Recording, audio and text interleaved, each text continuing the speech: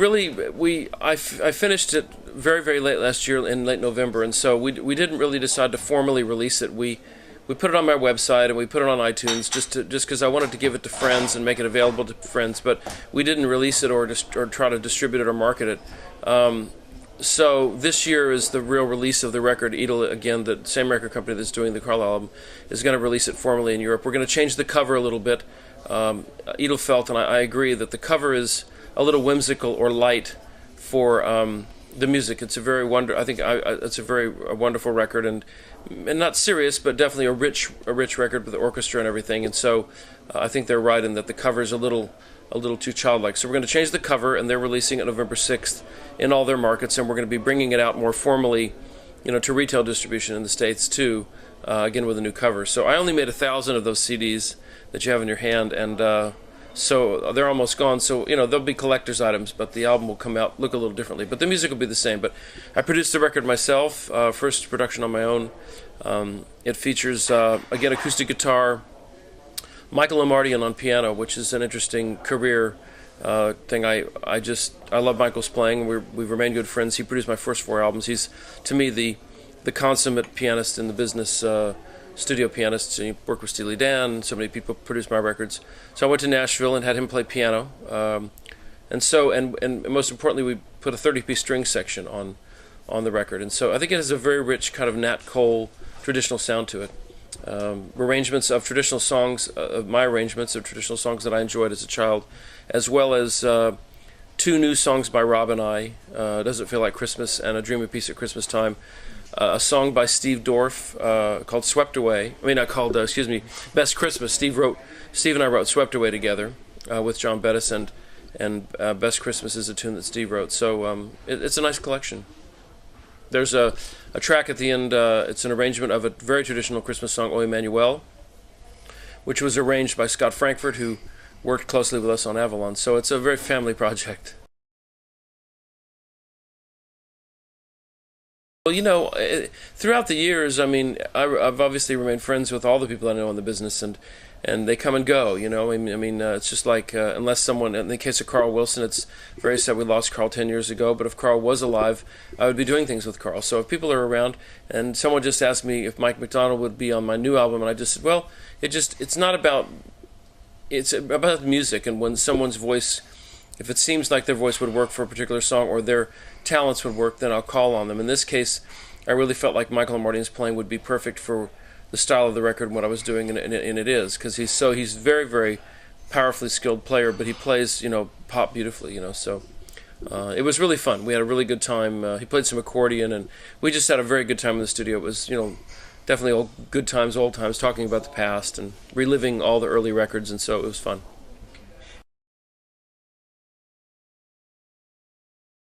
Well, just listening to Carl on the Beach Boy records and throughout his career. Brian too, but Brian more as a writer. But Carl just has a special quality to his voice, and a very, very powerful singer, but beautiful tone. And so I always just kind of, when listening to the Beach Boys, I always picked out Carl's voice in the backgrounds of the songs that he sang lead on, like God Only Knows. I always just things like Darlin' and the songs that he sang, I was always just so moved by his voice. And after meeting him, becoming friends with him, he sang on another page with me, and just being around him, going on the road with the Beach Boys, just, the power of his talent and the gift he had is just inspirational. And I think over the years I've tried to sort of emulate or kind of try to sound like him. And same with Karen Carpenter. Karen Carpenter's a big influence on me vocally. She was an incredibly gifted artist, and it's a terrible loss. But her voice was just angelic. It was so perfect. And there's other singers, Alison Krauss. Alison's got an amazing voice, so pure and beautiful. Sarah McLachlan. There's others, but yeah, Carl. Carl and I were buddies. I miss him very much. Okay. Well, Michael Lamardian, being our producer, had been in Steely Dan. He played on all the Steely Dan records. So he knew a lot of these musicians with Steely Dan, and Michael McDonald was in Steely Dan for a while as well. So when we were making the album in California, Lamardian would invite different people down to hear because it was Martin's first production for Warner Brothers, so he would invite people down to hear what he was doing, and he invited Michael McDonald down to the studio. He said, "You should come by and hear this kid from Texas I'm working with." So McDonald came down to the studio, and I remember he brought his 2 Labrador Retriever dogs, and they were running all around the studio, and he listened to what we were doing. We were working on I Really Don't Know Anymore at the time, and he really loved the tracks, and he said, "If you guys need some backgrounds, let me know." Of course, we were thrilled, so we got him a mic, and he sang on I Really Don't Know Anymore. And then later on through the process of the record, when we were doing Ride Like the Wind, the answer part, we thought, Michael would be perfect for this, and asked him to come back in.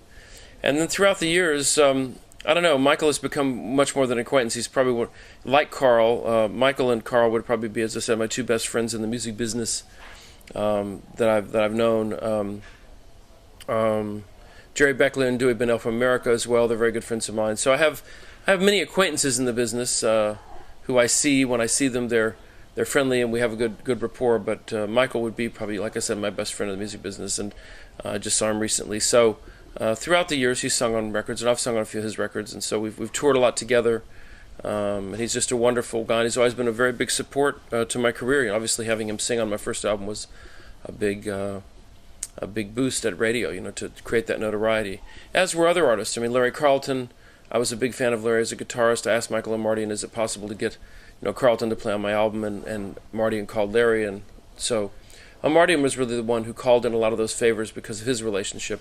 The only one on the first record was Henley. Don Henley I knew from Texas because Don's from Texas, and we were old Texas buddies. So, but I somehow, through one means or another, the first album ended up with a lot of stars on it, given that it was a new album. The memories with Mike, because I've known he and Amy for so long. It's at their wedding. Our children are, my boy and my daughter and his daughter are the same age, and they were born at the same time, and the children have grown up together from birth. So there's many, many, many wonderful memories. But I think just the friendship itself, just the rich palette of our friendship is great. I mean, we were just at the lake together, just floating. We went to the lake at Nashville at his lake house and just floating in inner tubes and fishing and talking. So, it's I treasure it very much. I mean, I don't really think about too much that he's Michael McDonald, and he's a friend, and I think with our children it's funny too, because I think my children think of Michael as their uncle, and I think his children do too. So my children are involved in music a little bit, but they don't really take either of us very seriously as being who we are. They're just, Uncle Mike or whatever. So that's beautiful in a way. It's a long, long friendship, 30 years now, and it's something I treasure very much.